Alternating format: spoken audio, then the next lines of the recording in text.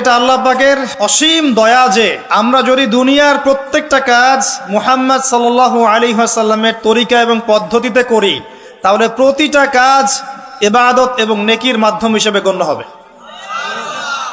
সকালবেলা উঠেছেন, ঘুম থেকে উঠলেন, উঠে দোয়া পড়লেন। কি দোয়া পড়লেন? আলহামদুলিল্লাহিল্লাযী আহিয়ানা বা'দা মা আমাতানা ওয়া ইলাইহিন নুশুর। মাশাআল্লাহ। ঘুমানোর সময় কি পড়েছিলেন? আল্লাহুম্মা বিসমিকা আমুতু ওয়া আহইয়া। অথবা আরো কিছু আমল আছে আপনি করতে পারেন চাইলে, যেমন সূরা মুলক তেলাওয়াত করতে পারেন। ফজিলত, আপনাকে কবরের আযাব থেকে বাঁচানো হবে ইনশাআল্লাহ। আপনি আয়াতুল কুরসি তেলাওয়াত করতে পারেন। ফজিলত, সারা রাত একজন ফেরেশতা আপনাকে পাহারা দিবে ইনশাআল্লাহ।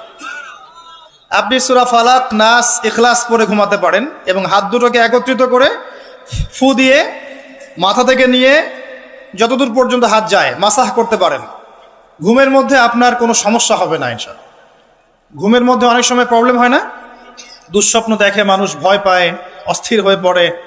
অনেকে বলে বোবা ধরা, বলে না যে বোবায় ধরেছে, মানে আপনি চেতনা এসেছে কিন্তু আপনি নড়তে পারছেন না, এমন হয় না? হয়নি কখনো জীবনে? আচ্ছা, মাসাহ করলে এটা হবে না ইনশাআল্লাহ। তারপরে 33 বার সুবহানাল্লাহ, 33 বার আলহামদুলিল্লাহ, 34 বার আল্লাহু আকবার।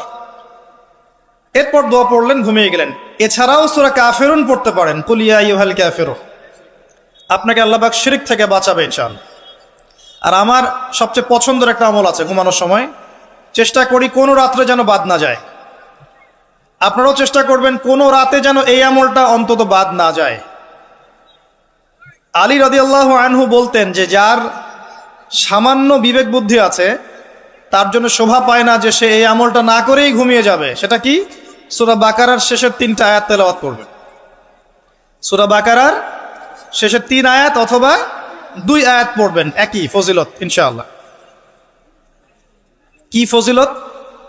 সারা রাত নফল নামাজ পড়লে যে নেকিটা পেতেন, আপনি এটা পড়ে ঘুমিয়ে গেলে ইনশাআল্লাহ সেই নেকি পেয়ে যাবেন।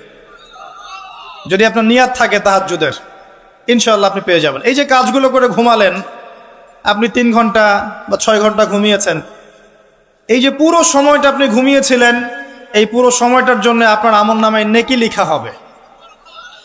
অথচ ঘুমের দরকার কার ছিল? আমার না আল্লাহর? কার স্বার্থ এখানে? আমার স্বার্থ। ওয়াজআলনা নাওমাকুম সুবাতা, ঘুমকে বানিয়েছি আরামের, বিশ্রামের মাধ্যম। বিশ্রাম আমি নিলাম, রেস্ট আমি নিলাম, আমি ঘুমালাম, আবার নেকিও কে পেল? আমি।